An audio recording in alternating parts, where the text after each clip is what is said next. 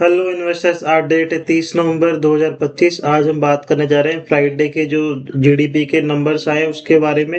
और प्लस में हम देखने जा रहे हैं कि निफ्टी में और बैंक निफ्टी में क्या क्या होने वाला है, वर्ल्ड मार्केट में क्या हो रहा है और गोल्ड सिल्वर में क्या होगा। तो हम ब्रॉडर रेंज पे पूरा टॉप टू डाउन अप्रोच से हम पूरे एनालिसिस करेंगे इस वीक के लिए कि कौन से हमारे को अच्छे इंडाइसिस लग रहे हैं और कौन कौन से मेजर हर्डल है, क्या प्रॉब्लम है या फिर क्या आगे हम अप्रोच कर सकते हैं। वो सारी चीज़ों पे हम आगे चलते हैं, बात करते हैं। जैसे कि हमने कल पोस्ट किया था कि जीडीपी के नंबर आए फ्राइडे को शाम को, काफ़ी रोबस्ट थे। 8.2% की हमारी ग्रोथ थी जीडीपी की, जो कि काफ़ी बेस्ट ग्रोथ है।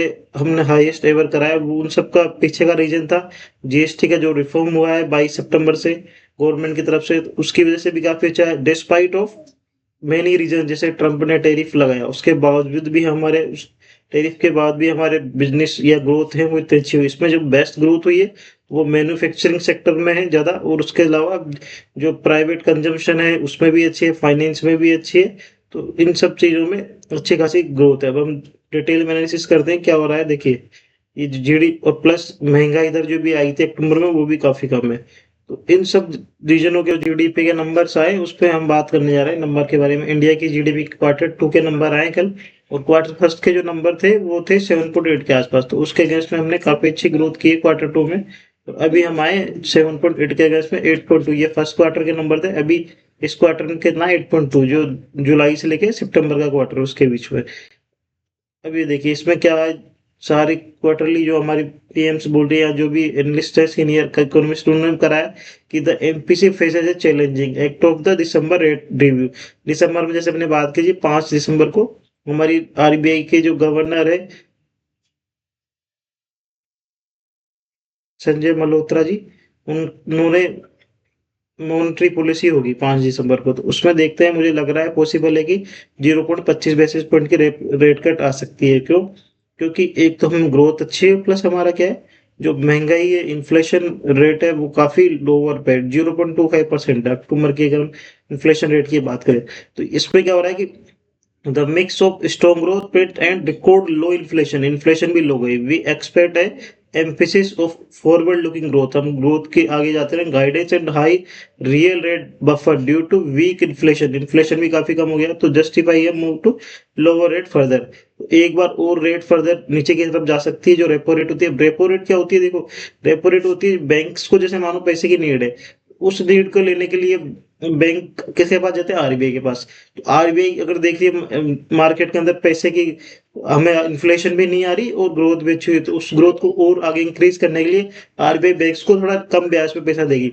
कम पे देगी तो बैंक भी क्या करेगा, हमें लोन देगा या कुछ भी किसी भी प्रकार का। जैसे मानो भी इन्फ्लेशन कम हुआ है, गाड़ियां हो गई है अभी, जैसे फोर व्हीलर या टू व्हीलर, जो भी हम ऑटो की बात करें तो ऑटो सेक्टर काफी अच्छा चल रहा है। ऑटो सेक्टर अच्छा चल रहा है, प्लस अगर लोन्स भी सस्ते हो जाएंगे गाड़ियों पे इन पे, तो और अच्छी डिमांड बढ़ेगी, लोग और ज्यादा लेंगे।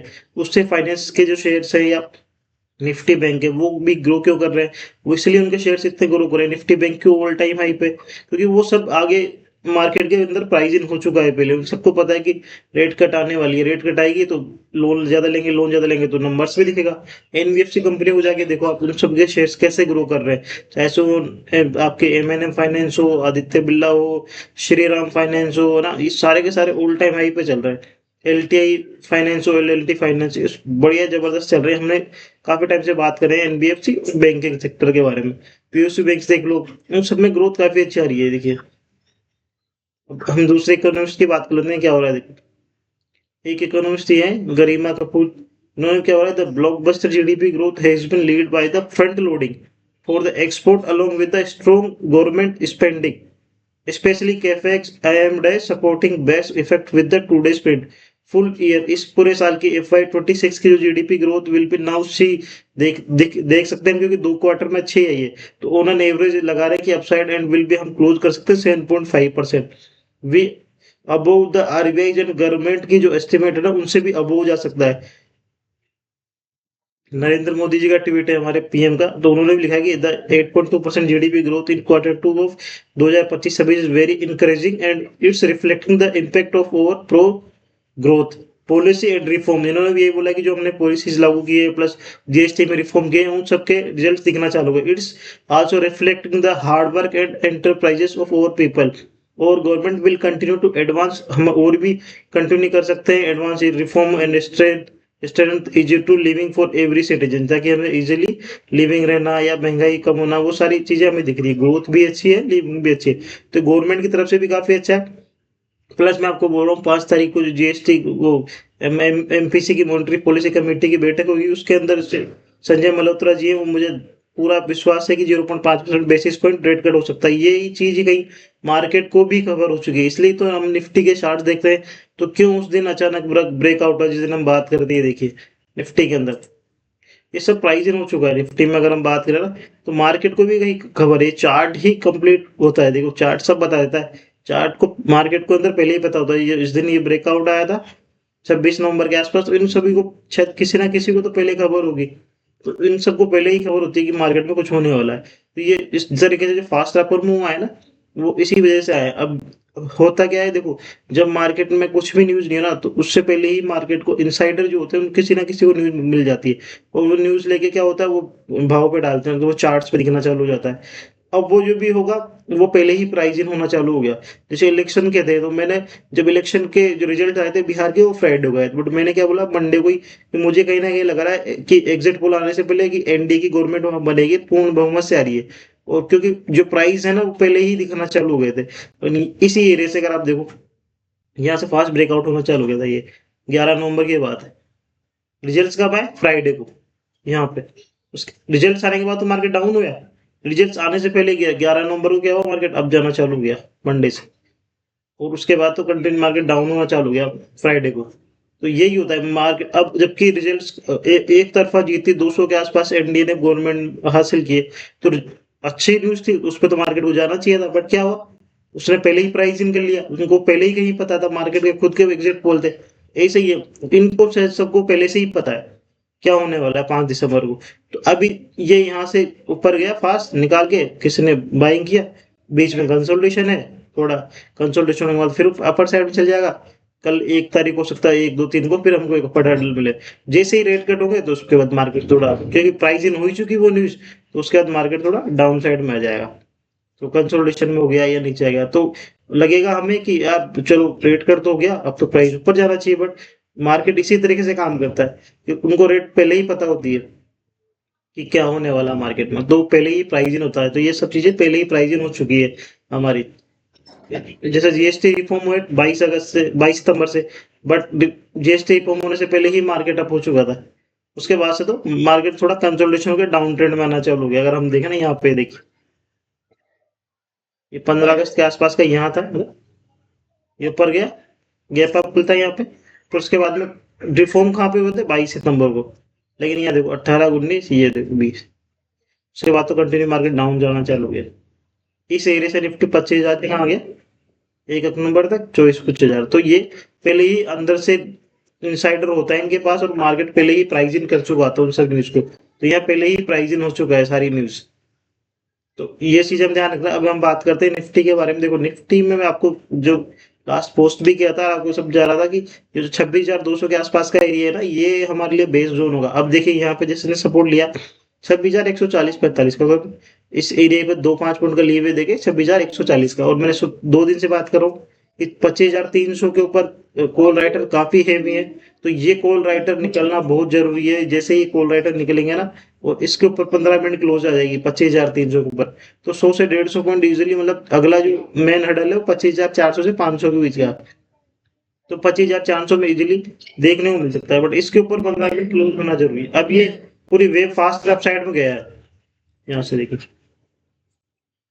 इस एरिया से, ये ए वेव है, अब ये बी यहाँ कहीं कंप्लीट होगा, सिर्फ फिर इसके ऊपर निकालेगा, फास्ट ब्रेकआउट होगा इसी एरिया में, जो बी के अंदर जो लास्ट लेग होगी उसका फास्ट ब्रेकआउट होता है। तो देखिए बी में मुझे पॉसिबली लग रहा है कि जिस तरीके से ये आ रहा है, तो ऐसा शो हो रहा है कि यहाँ पे ट्राइंगल सा बनेगा ना इस तरीके से, ऐसे ट्राइंगल बन सकता है। कल मंडे को हो सकता है मार्केट गैप अप खुल जाए, फिर थोड़ा सा डाउन आके उसके बाद में जैसे ई वेव को फास्ट रिट्रेसमेंट करेगा कोई भी, मानो यहाँ से ई वेव आई, यहाँ से फास्ट ब्रेकआउट हो गया, उसके जो हाई है डी का जो हाई होगा उसको निकालते ही मार्केट एक बार के लिए हमें आराम से ऊपर की साइड में, अब जितना ये ट्रेंड है उतना ही ट्रेंड हमको देखने को मिल सकता है। तो ये हो गई। अब इसके हम ऑप्शन देख लेते हैं। देखिए जो मैं आपको बार बार बता रहा हूँ कि 26,200 क्यों बेस्ट जोन है, इस यहाँ कितने पुट राइटर्स है 1,46,000, यहाँ कहते हैं 1,08,000, तो कॉल पुट दोनों लगभग बराबर से। मेन हडल कहाँ हो रहा है 26,300 पे, उसके यहाँ देखो 1,63,000 है, यहाँ कितने ओनली 48,000 ही पुट राइटर अगेंस्ट में कॉल राइटर के। तो कॉल राइटर के अगेंस्ट में पुट राइटर ओनली 1.5 भी नहीं है, थर्ड पार्ट है, तो ये 3 गुना ज्यादा कॉल राइटर है यहाँ पे। तो ये जब तक नहीं निकलेगा 26,300 के 10 के ऊपर 15 मिनट का कैंडल क्लोज नहीं होता, तब तक थोड़ा मार्केट के लिए एक जोन में रहने का चांसेस है। और वो जोन क्या हो सकता है, ये ABCD ऐसा कुछ ट्राइंगल बनाएगा, क्या करता है देखो, जिस तरह से दिख रहा है कि ये ट्राइंगल सही लग रहा है मुझे भी, बिल्कुल स्लो स्लो आ रहा है, क्योंकि यही करेक्टिव वेव है, ए वेव, ये बी भी करेक्टिव है, और 0.6 से ज्यादा ट्रेस होगा, सी भी बिल्कुल स्लो स्लो आ रहा है, करेक्टिव वेव है। क्योंकि फ्लैट होता तो फास्ट होता 5 वेव में नीचे, तो फ्लैट भी नहीं है वो, अब ये करेक्टिव वेव है। करेक्टिव वेव में होने के बाद गैप अप खुले मंडे को हल्का सा ऊपर जाए और फिर एक बार नीचे थोड़ा डाउन है, उसके बाद में हो सकता है कल के क्लोजिंग में या मंगलवार को मार्केट अपसाइड में निकाल सकता है ना। तो ये चीजें हमें ध्यान में रखना है। अब चलते हैं हम किस पे, यू बैंक निफ्टी पे। ये देखिए, ये बैंक निफ्टी के लिए मैंने जब बात की थी आपको यही बोला था कि ये जो रेक्टेंगल है इसको निकालेगा तो अच्छा ट्रेंड मिलेगा। उस एरिया से हमें काफी अच्छा ट्रेंड मिला यहाँ से 59,500 और सीधा 59,870-80 तक गया है। तो 300 पॉइंट के आसपास का प्रॉफिट मिला यहाँ पे। वापस जब नीचे आया डाउन में फास्ट, इसी एरिया में हमने सपोर्ट लिया 59,550 के आसपास। तो ये मैं इसको 10 से 20 पॉइंट का लीवे दे रहा हूँ, क्योंकि 59,500 पे जो पुट राइटर्स है वो काफी हैवी है। देखिए उसके ऑप्शन चेन दिखाता हूँ, वो बैंक निफ्टी की क्यों मैं वो लेवल्स मार्क कर रहा हूँ, क्या रीजन है उनके पीछे, वो मैं आपको सब समझाता हूँ। ये देखो 59,500 पे कितने हैं, 22,000 पुट राइटर, उसके अगेंस्ट में 13,000 ही को है, तो ये 50% से भी मोर देन बराबर है, तो डबल है जस्ट ना। लेकिन जो मेन हडल कहाँ आ रहा है बार बार, इस एरिया पर 60,000, इस पे यहाँ 30,000 है, यहाँ 20,000 है, तो इसको निकालना मुश्किल हो रहा है। जब से ही 60,000 निकलेगा ना, तो 200-500 पॉइंट एकदम से वापस इसमें आ सकते हैं। तो ये जो अपर साइड का हडल है, ये वाला एरिया और ये एरिया, तो इस जब तक इस ट्रेडिंग जोन में मार्केट में, तो ये ट्रेड के एरिया नहीं है, ये कॉल राइटर पुट राइटर के लिए जो थीटा के कंजम्पशन करेंगे उनके लिए, थीटा को जो इजीली खाएंगे उनके लिए, ये बिल्कुल ट्रेंडिंग वो है ही नहीं। यहाँ क्या होगा, अब जैसे मंडे मंडे को नहीं निकालता माना, मंगलवार को फिर एक्सपायरी है, तो निफ्टी की, तो एक्सपायरी के टाइम में फिर थोड़ा ऊपर नीचे अपसाइड करेगा। हो सकता है कि मॉनेटरी पॉलिसी से पहले एक या तो मंगलवार को सुबह या फिर मंडे को कल शाम को कभी भी निकाल दे, तो एक्सपायरी के दिन आ सकता है मंगलवार को शाम को भी निकाल दे। तो जब तक इस एरिया से नहीं निकलता है तो थोड़ा कंसोलिडेशन में ही रहेगा ये। और इसमें हमें लेवल पे कोई देखना है बस, जब तक हमारे लेवल के ऊपर नहीं जाता है, डाउन नहीं जाता, तो हमें कुछ नहीं करना। इसमें क्या चल रहा है, ये हम बार बार बात कर रहे हैं, इसके अंदर ये चल रही है जी वेव है ना, तो जी के अंदर कौन सा है ये पूरा ए वेव है, ए के अंदर ये जिगजैग वेव है, यहाँ बी आ रहा है और ये भी सी आएगा। बी हो सकता है यहाँ तक आए, इस एरिया तक वापिस एक बार, तो फिर उसके बाद में जैसे ही बी कंप्लीट होगा, फास्ट ब्रेकआउट होगा, बी की जो लास्ट लेग होगी ना उसका, जैसे मानो अभी बी के अंदर क्या बन रहा है, बी में देखना जाए यहाँ पे, बी के अंदर ये ए वेव है, ये बी अप साइड में फास्ट जा रहा है ना, स्लो गया थोड़ी, और डायमेट्रिक से लग रहा है। सी एक बार नीचे तो सकता है फ्लैट में, उसके बाद में जैसे कि सी का हाई निकालेगा जो लास्ट डाउन ट्रेंड होगा, तो वहां से एक बार अपर ट्रेंड में हमें देखने को मिल सकता है। अब हम बात करते हैं कमोडिटीज के बारे में, जो कि है सिल्वर। मैंने आपको मेरे वीडियो भी डाला है पहले, अगर आप जाके देखोगे उस वीडियो पे 10 नवंबर का वीडियो है यहाँ पे ना, इस जगह पे क्या सोना और चांदी फिर होंगे महंगे इस तारीख को, ये मेरा टाइटल था और मैंने यही डाला था 1,52,000 रुपए पे।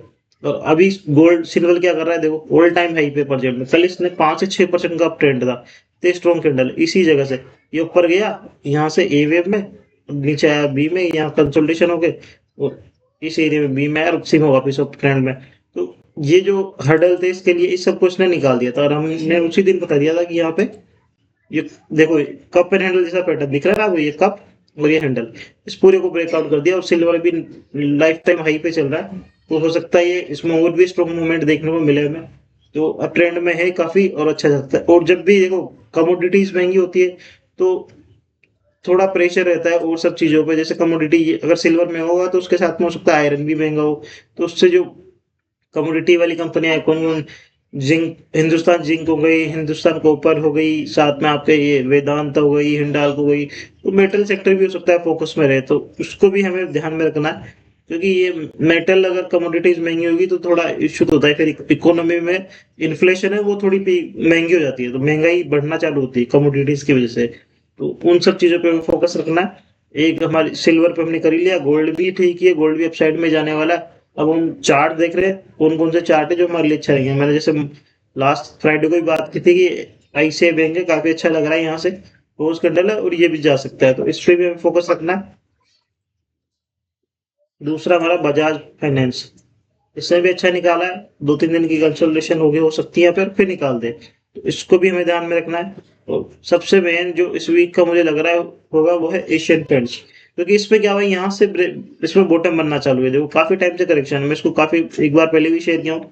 इस एरिया से करेक्शन आना स्टार्ट हुई है 10-12 जनवरी 2022 से, 22 की करेक्शन कंप्लीट हुई है इसकी यहाँ पे 10 अक्टूबर 2025, 3 साल से एक ही एरिया में कंसोलिडेशन करता हुआ नीचे के ट्रेंड में है ना। अब इसने क्या करा, यहाँ से फास्ट ब्रेकआउट करता है ये, और इसमें अगर हम एलियट वेव के अकॉर्डिंग जाए तो ये इम्पल्स से लग रहा है, इम्पल्स में क्या था फर्स्ट, टू ये थर्ड वेव है, अभी पॉसिबल ये फोर्थ है, और फिफ्थ एक बार अपसाइड में देखने को मिल सकती है। अब वो फिफ्थ में देखने के लिए क्या होगा कि जब तक ये इस एरिया पे जो कंसोलिडेशन है, हो सकता है 1-2 दिन में निकाले, 2-4 दिन ले ले, तो ये जब भी लेगा तो अच्छा बड़ी स्विंग ट्रेड देखने को मिल सकता है इस वाली एरिया से। अगर आप 1 आवर टाइम फ्रेम पे जाओगे तो इजीली देखने को मिल रहा है।